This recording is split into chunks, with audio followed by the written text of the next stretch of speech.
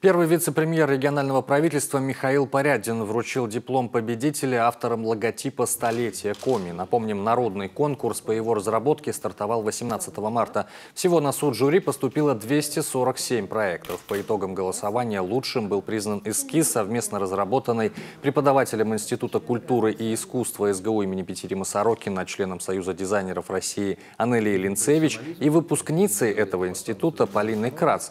Их работе в онлайн-голосовании было отдано наибольшее количество голосов, свыше 55% от общего числа.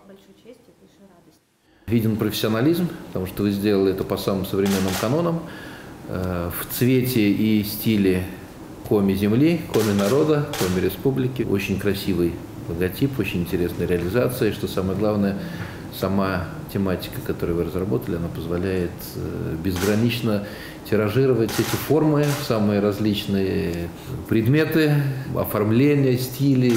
Полина это начинала как дипломница, это был ее дипломный проект.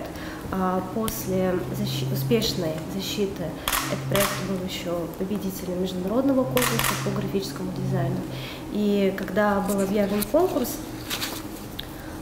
мы решили, что да, надо отправить материал, и для нас это было, конечно, и неожиданностью, и очень приятно, то, что у нас обычные люди, они нас оценили. Михаил Порядин также напомнил, что этот год объявлен главой Коми Сергеем Гапликовым годом наставничества в республике. Это в первую очередь передача знаний, опыта и профессионального мастерства. И перед нами яркий пример такого взаимодействия, когда ученик и его наставник, объединив усилия, добились победы.